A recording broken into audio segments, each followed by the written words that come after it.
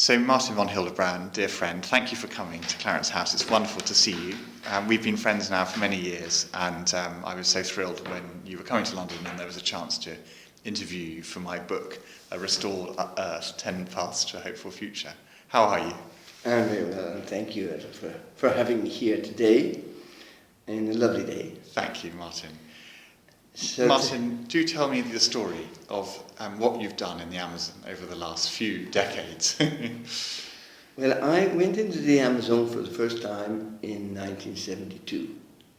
And I went in partly because I was interested in other cultures, partly the adventure. I went rowing for about 3 to 4 months on my own with indigenous people keeping me company or taking me there. And that experience was extraordinary because I felt sort of going back into the 19th century explorers on my own, away from civilization, away from the white world. In this part of the Amazon, there are no roads, there's no communication, so I was really out on my own. It was lovely. And traveling through this area, I ran into a rubber camp where they're exploiting rubber. And then I also ran into the missionaries that were taking the children 6 years old, and they would take them for 6 years to the school and teach them basically not to be Indians. And I was shocked by this. This impressed me. So I started talking with the Indians, and I decided to stay for a couple of years to give them a hand to get out of the debt with the rubber barons or rubber merchants, and talk about the schools. And we started talking about setting up their independent schools and their independent move away from where the schools were and go back to where they used to be, in their longhouses, in the Malokas. And I also spoke about getting their land, and they were a bit surprised when I said their land, and they said the land is ours, it belongs to the birds, it belongs to the trees, it belongs to nature. We belong to the land. I insisted that nonetheless they had to have something to show that it was theirs because we thought in a different way, the Western people. And so at last they said, well, Martin, you go and get a piece of paper from me. And I decided to go for the whole area. I said, let's try for the whole area, let's go for 20 million hectares and see what happens. And noting at this point that Colombia, I think, is 120 million hectares. Yes. So this is a sixth of the territory. Exactly. So I decided to go for that. I mean, I'm talking about an area where only the indigenous people live. It was the backyard of Colombia. And so I decided, and I went to the government, and we started doing the studies for 4.5 million hectares in Vaupés and in the north of the Departamento del Amazonas, and Rio Militi. And we did the studies, and these were put aside. I mean, obviously they were not going to give the indigenous people 4.5 million hectares, but the government thought it was absurd what we're trying to do. I stayed there until 79.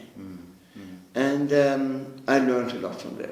I learned about the forest, I learned about their cosmology, their way of life. And I also started a little center to support them with money from the Institute of Anthropology, a research center.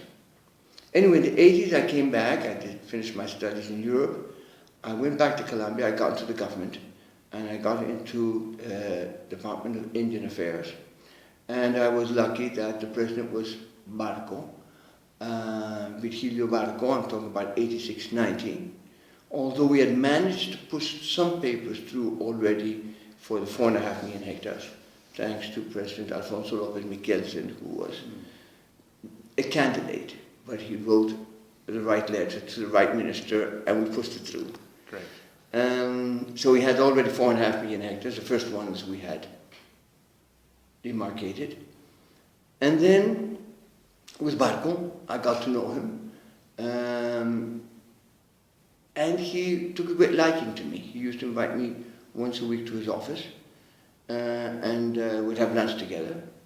And he felt it was a break. It was a very difficult time in Colombia with Pablo Escobar and all this violence going on. And I think 3 presidential candidates were murdered, and it was the UPE, Union Patriotica, a lot of people were killed, and it was a very difficult moment. Difficult time. And he found it was great to sit and talk for an hour and a half about Indians, about nature, about the Amazon. And so he would invite me over to his office, and we'd talk about this. And I'd tell him stories. And as I told him stories, he said we must write something down. He wanted an article, a short article for a book. It took us a couple of months to write this, as I told him stories. And once it was written up, and he said, put in all your ideas. Once it was written and published, he said, now let's do it. And so he asked me, how much land is the Predio Putumayo? The Predio Putumayo is where there was the Casa Arana, that was the British Peruvian rubber exploitation at the beginning of the 20th century. Very brutal. And yes, and that was where the famous Irishman Roger Casement went, and he denounced this before coming back to Ireland and then being caught as with the Irish Rebellion. Yes, yes. And so this land, when Colombia had a war with Peru and recuperated this land, but Colombia, in its rather particular way of doing peace, it paid the Peruvians for the land. Although they had won the war, they bought it back. And that was paid by a bank, an agrarian bank. So this agrarian bank claimed that they had rights, so we had to get it from the agrarian bank. It doesn't really matter. The point is that he asked me how much land do we have to give back to the indigenous people. I hadn't said anything so far. And I was a bit worried, so I said about 3 million hectares, just to see how he would react. And he said, how much land is that Predio Putumayo? And I said, 6 million. And he says, why are you taking 3 million hectares away from the Indians? So I said, no, it's 6 million. It's just to show how committed he was. And then he was committed with all the work we did together. And there we got another 14 million hectares with him. And we already had 4.5, we went up to 18 million, we were nearly there. And now we've managed to get up to 26 million. After the land was recuperated, and I also participated in the next government with Gaviria on the Constitution and indigenous rights. Then I went back into the field, set up a fundación, a foundation, an NGO, Gaia Amazonas, and we decided to accompany indigenous people to run their territories, to manage their territories. Well, they managed it traditionally, but to take control from a Western point of view, if you wish, from a traditional point of view, but to tell the government they're running the territories, to show the government that they didn't just give the land, but they were setting up their own plans to run it one way or another. So we started working at each communal house, and for the first 5 years, that was from 90 to 95, we were funded by the EU. From 90 to 95, we started working sort of in each house, and they decided what they wanted to do. If they wanted to set up their own schools, or their health programs, or their territorial management by studying how they're using their territory.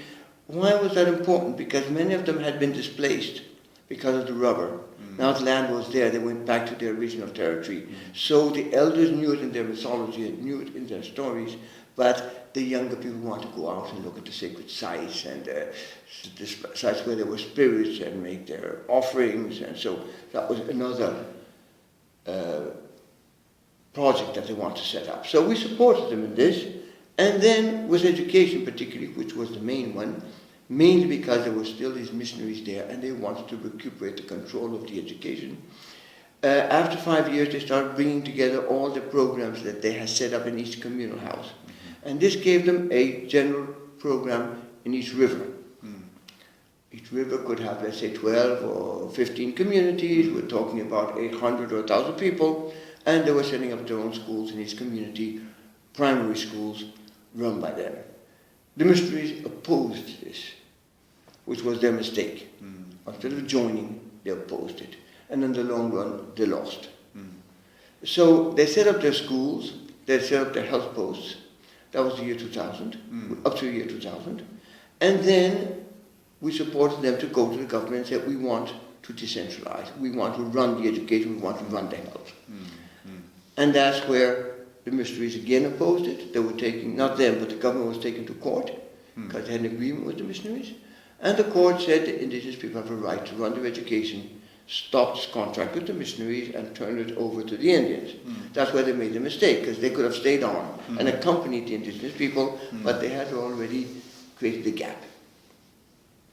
So the indigenous people started running the schools. We helped them to train as teachers in their language for how to run schools, because they were already thinking of schools in the classroom, not just in general terms of education. And so they wanted their little classroom, and this was a model that they had for the missionaries, but they were doing it in their language. The only thing that the government asked them that they had to do was learn how to read and write and basic arithmetic in the first 5 years of school. But all the rest could be in the language, their own history, their own religion, of course, their own ideology, whatever it's called, their own beliefs, their own geography, etc.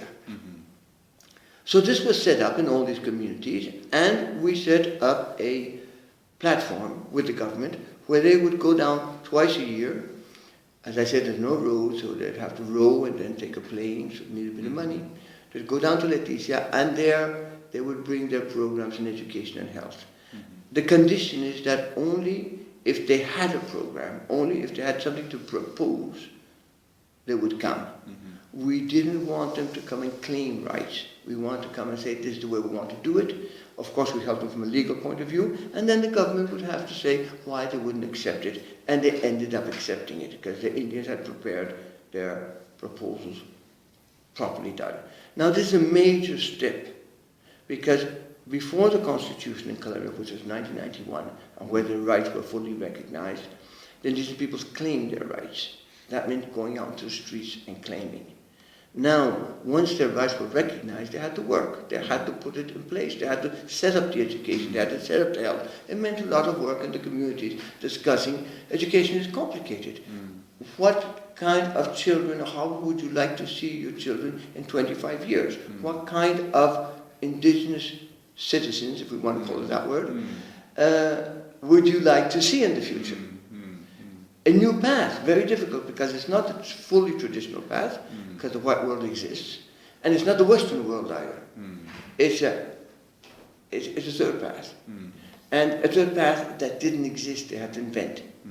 And the mothers of the children, especially the mothers, the fathers also, would have to trust that this idea, this dream was going to work. They were betting on this dream to educate their children in something which they had never seen before. They knew their tradition, but they had seen it was a bit weak, and they wanted to change. They saw the Western world, which was fascinating, but if you had the money, and if you had a job. And they had to invent a third world, which didn't exist. So that has been very difficult with them to believe in this dream. And of course the dreamers, the leaders believe in it, but the rest of the people, and of course the priests, the missionaries were still around, and other people would come, not very many, but say, look, you're mad, I mean, it's not going to work. What do you think you're doing? So it was a lot of trust and belief and difficulties. The next step, once we started moving from 2000 to 2010, and decentralization started, it also brought us problems, because when you decentralize, you also decentralize corruption. You don't only decentralize the nice things. So then they started getting money, and then if the child or the son of a shaman or an important leader went out to get the money, which was 15 days to go down to Leticia and then bring back 200,000, let's say, 500 million pesos, or how much would that be? I don't know, $200,000 or whatever it was. A lot of money in a rucksack. And then go back with receipts for all this money. And then half of the receipts were wet. And then it was all very complicated. And many of these boys, or these young fellows, were very honest. They had to wait for 2 or 3 months in town, and there was alcohol, and there were women, and some of the money wasn't there when they got back, and then you lost the leader, and then his father, being a shaman, would have put a curse on the next fellow's son or something like that, so he wouldn't come forth. So it gets very complicated, all this. The whole idea of moving from an economy of solidarity, a collective economy, into an individual economy that capitalizes, makes it extremely difficult.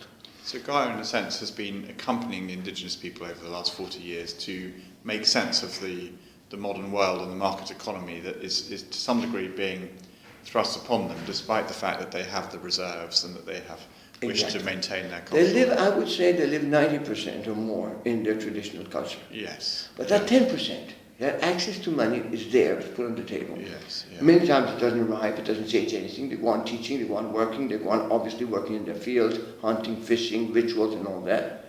But that little bit of money can cause a lot of problems. And it's a difficult one. And Gaia has been accompanying them precisely along those lines, and then with the government, accompanying the government also, with what indigenous people do in education. And right now they're doing I think the most successful program we have with them is doing research on their own culture. At one stage, the young people were not learning anymore, or not sitting up all night and listening to the elders. And so the elders said, let's turn them into researchers and train them to tape, to write in their own language. Then they could tape the elders, and then they could put in a computer, and they could become like researchers, but on their own culture. Yeah. This has been very successful because they've learned a lot about their culture, and it's got a lot of unity around their world vision and their territory. Excellent, and I saw some of that, and some of the communities recording their sacred sites and mapping them and and understanding. And that has been very successful, and now we have very interesting cases where, for instance, mining tried to come into a very important sacred site in the Apaporis, one of the rivers, and the indigenous people already had their land, and they asked the government to put a national park on top of the land, because the indigenous people owned the land but not the subsoil. Ah, yes. So when they put a park, then you would block the subsoil to mining. So that's what the government did, but the indigenous people negotiated and said, but we want to run the park according to our traditional knowledge. And the government said, all right, but in 5 years you have to show us how that works. And with certain indicators, because we have to see something working. We just cannot say, you're doing it. Sure. And so we've started accompanying them on this research that the young people do with the elders. They have 3 years now, but they've produced marvelous maps, information, where you can hunt, where you can fish, where you can use the land for agriculture, which are the sacred sites, at what time of the year, how it changes in each season, how the women see it, how the men see it, and that gives an enormous strength. But what's interesting there, not only is the transmission of knowledge, but it's a new paradigm, because the government is accepting this as a way of managing parks. So the government is accepting the knowledge, not necessarily scientific knowledge, but traditional indigenous knowledge to run a park. So it opens a completely new paradigm of how to approach protected areas. And when Colombia announced in the late 1980s, thanks to your brilliant work with Virgilio Barco, that it was going to give so much of its territory to indigenous reserves, this, I think, made global news. And certainly in 1991, the Prince of Wales found out about this announcement and gave a speech on tropical rainforests at the time in which he praised the Colombian government for its far-sightedness on its agenda. In Kew Gardens, yes. In Kew Gardens, that's right. And I suppose across the Amazon then, has there been an effort to replicate what Colombia has done with indigenous reserves in Brazil and elsewhere? And how do you feel that the future of the Amazon would best be safeguarded in this way? Well, certainly Brazil has come a long way. And Brazil has recognized in indigenous territories close to over 100 million hectares. And it has recognized also national parks about the same amount. So we could say that Brazil has about 50% of the Amazon basin recognized as some type of protected area, as a national park or indigenous territories. Peru has not gone that far. They've done a fair amount in national parks, but not indigenous territories. The other countries, perhaps Bolivia has done a certain amount with indigenous territories, but otherwise not that much. Now, Ecuador also, but then they also have oil there. I mean, it's a different approach. Although they protect the areas, at the same time the oil can go in and other projects can go in, so it's not that protected. Sort of. Anyway, at this stage, right now it's interesting because we can see that if we look at Colombia and we go from the Andes right across Venezuela south of Venezuela, but right across Brazil all the way to the Atlantic Ocean, practically north of the Amazon River, right on the equator and on the climatic equator, which is terribly important because, in this sense, from a climate point of view, because it's where it rains most, and therefore you get most flying rivers, the clouds bring the water back from the ocean back to the mountains. Here we have practically a corridor, or a mosaic of indigenous territories and national parks, and one can see it as an area, I wouldn't say altogether protected area, but an area for sustainable development that is indigenous people, parks and territories on both sides of the parks and indigenous territories, where you have the caboclos and you have other people. But what we're pushing right now is to protect this area like a mosaic all the way across. It's about 200 million hectares. That would be about 8 times England. Amazing. Like that. Yes. Yeah, a kingdom. Or 4 times France. And this is coming along quite well. That is, obviously civil society is interested and agrees with it, the indigenous people agree with it, and the governments now, Brazil, also has started to agree with it and to say we will make a statement now in Cancun on the 3rd of December, and the biodiversity COP13. Good. Now, what's interesting there is that we're not just looking at a protected area, but I think it's a kind of what we would call a laboratory for the 21st century or for climate change. Because there we could implement all our new technology. Let's say it also includes rural areas and urban areas. So new technology for electricity, for energy, new technology for clean water, for those areas that have already been deforested, recuperate them with sustainable agriculture,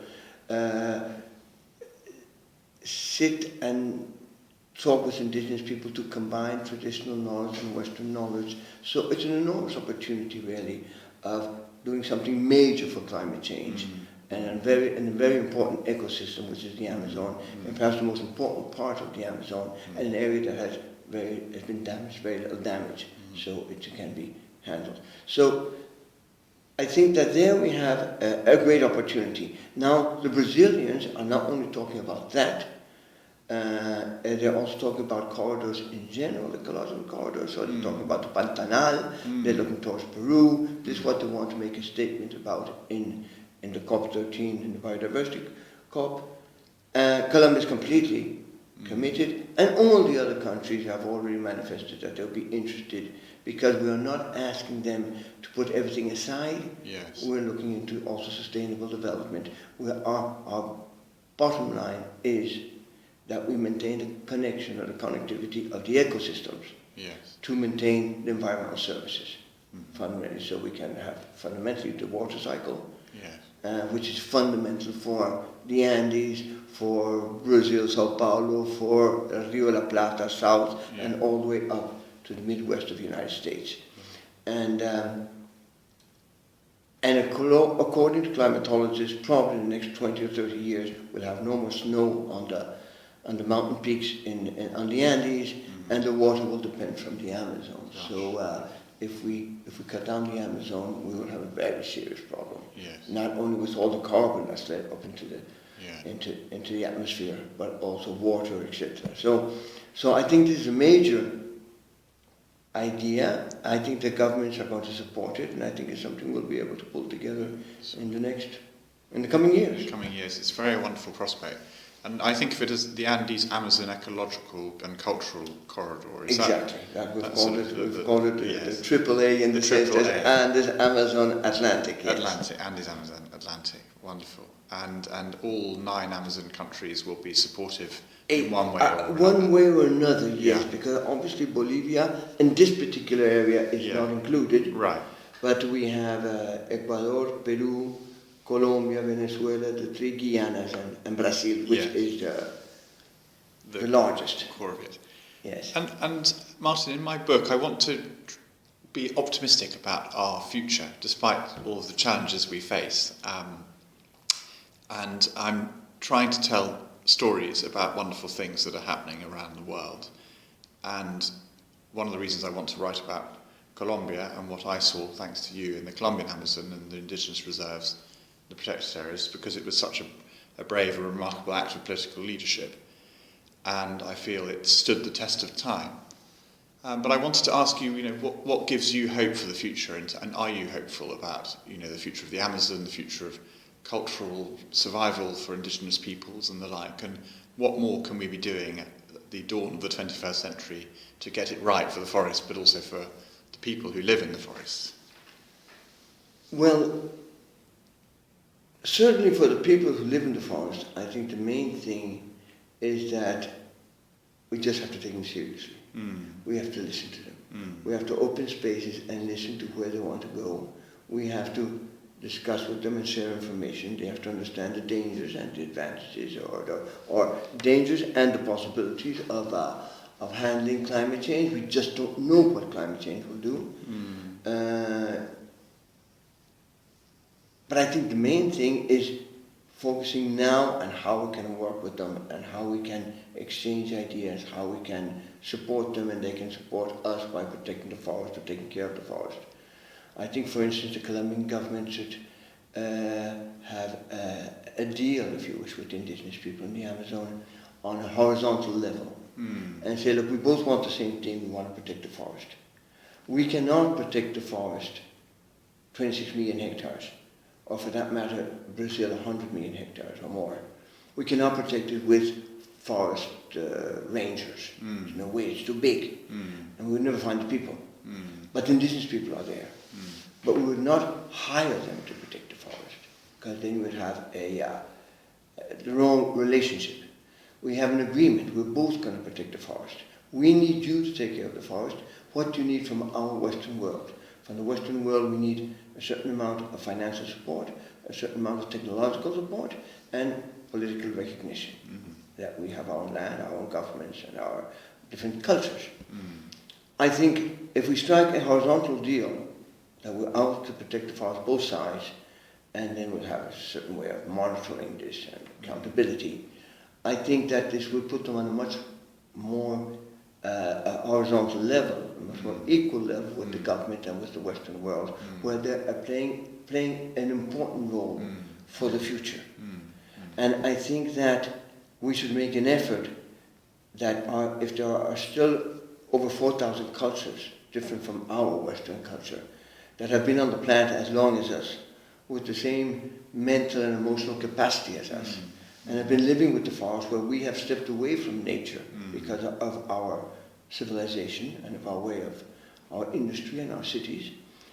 Perhaps we should go and listen to these people and see what they have to say. I think they have a lot to say, and I think they can help us from every point of view, how to deal with the outside world, how to deal with the social world, and how to deal with our own personal and inner world.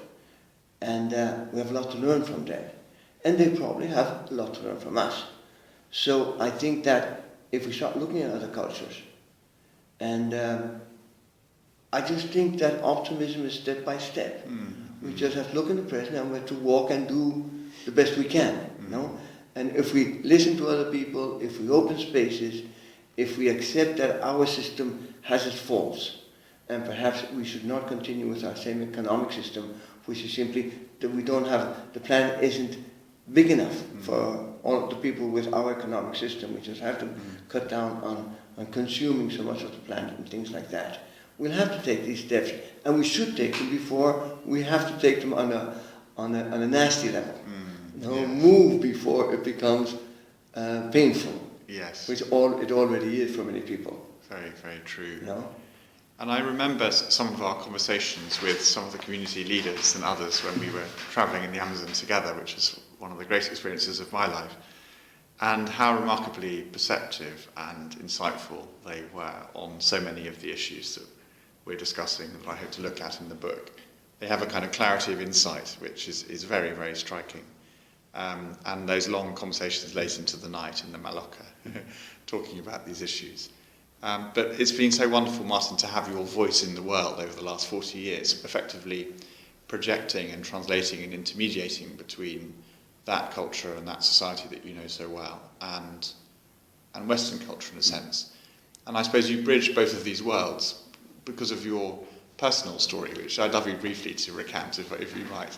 Well, but you were saying that they're so clear in their perceptions. In a way, and it sounds a bit strange to say, but not only so clear, but so clean in a way. Yeah. I find it's a terrible thing, the idea to say that we're polluted, but we've stepped away from nature. We've stepped away, and we have all these problems. They also have their problems, obviously. Sure, they do. Yes. But when they look at us, they can just see through us. I mean, Yeah. they sort of look at us and say, "Why are you doing all that?" No, it doesn't make sense.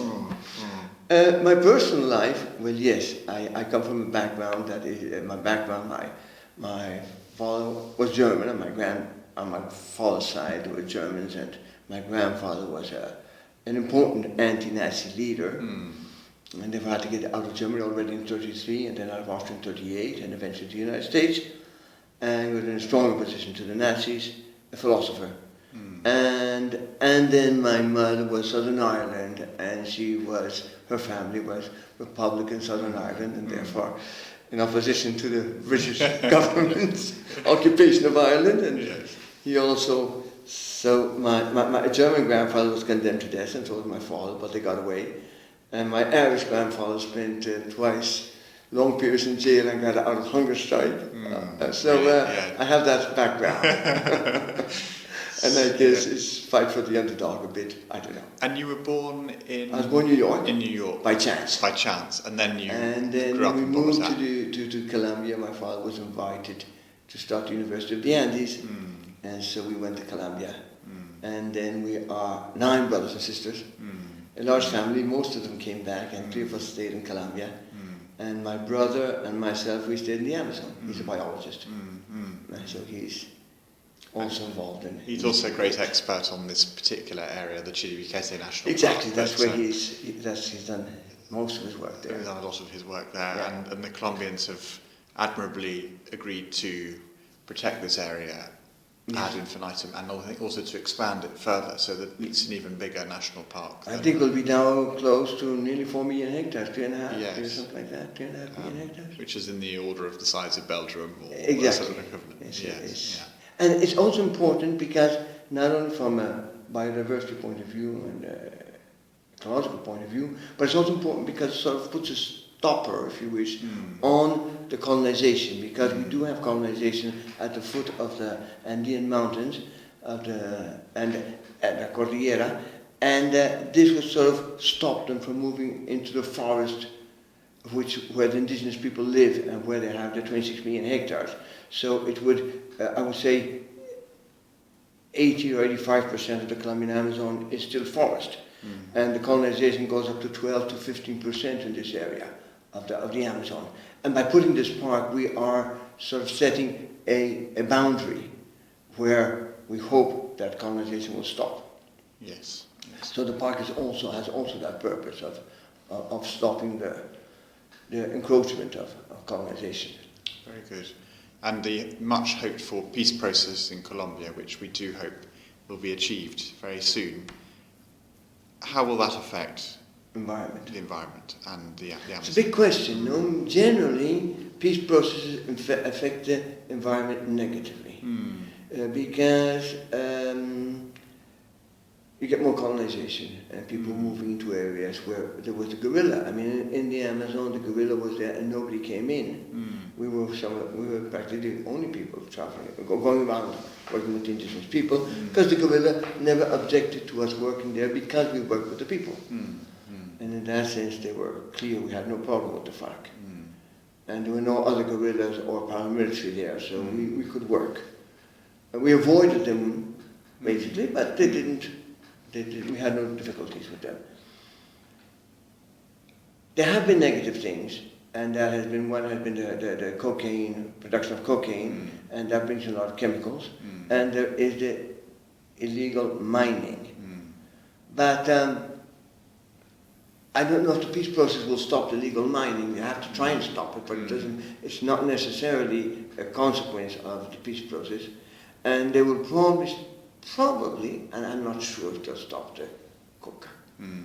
Mainly because as long as somebody's buying it, somebody's going to produce it. And the Colombians are good at it, and the land is good for it. And it's not that clear how they're going to stop it. It has not, we have started a kind of a ceasefire, not a kind of, there is a ceasefire. There has been less violence in Colombia, less people killed, definitely. There's been great progress, but the coca is still booming. So I don't know. And we have to be effective in stopping the colonization from going into the forest. And there's a big effort being made now, and it's partly funded by England and by the Norwegians and by Germany. But we have to have a whole strategy of sustainable development to hold the people back from going ahead and colonizing. And viable alternatives for Exactly. people at the frontier, whether it's agroforestry or other schemes which could generate an income which would somehow equate to the income currently gained from deforestation. Exactly. And the problem is that as you are successful with that, then more people might want to come and join. Yes. And you also have to stop more people from migrating there, because then it's, you also have to do in the rest of the country. It's not just on the frontier. Yes. Because not that people, once they say successful on the frontier, they'll migrate to the frontier. Yes. So you have to work all over the country, really. It's an enormous challenge. And what drives you to do your work, Martin, and what will drive you in the next phase? Is it an ethical commitment to the indigenous people that you met in the early 70s? Is there a spiritual dimension to your work? Is it political? Is it all of the above? It's all of the above. I remember asking an elder, an indigenous shaman, once I asked him, why do you think many people have come and have gone, why do you think I stayed? And he said, because you like to drink our coffee. And I obviously didn't understand what he meant. And there was a young fellow standing there, and he said, did you understand, Martin? And I said, well, I'm not sure. And he said, your soul feeds from here. That's wonderful. Su espíritu se alimenta. Yes, exactly so. And perhaps that's it. It's difficult to say. I think many things have kept me there. The forest, the people, I like it. The challenge, the freedom, the success. I've been lucky in life, it's worked. So it's nice. Well done. One has to stick to it and stick to it, but it's worked. There have been results, and that is all it's very encouraging. I've set up teams of lovely people that also get completely committed with this. So we all really believe in what we're doing. The indigenous people believe in us, so there is this lovely relationship which fills one's spirit. It's just a life. It's just a life. Wonderful. And it's a lovely life. Well, good for you, and please keep it up. Yes, now it is, of course, not only that life, because now, of course, when I'm putting this let's call this ecological and cultural corridor together, it's talking a lot with governments and with things that are not that interesting or entertaining, but they're also the responsibility and commitment. When you see that it can be done, something is viable, and we're confronted with climate change the way we are, I just think one has to go and do it. We just have to do it. We can't stop. No. I don't think I could go back home and go to bed happy, saying, well, I could have done it, but I'm not going to do it because it's too much of an effort. Great. I don't think I'd have the courage to do that. Thank you, Martin. Well, lovely to talk, and a great privilege to see you and to have spoken. Not at all. And all our best for the next phase of your work. I hope. Thank you. Thank you, Martin. Yes.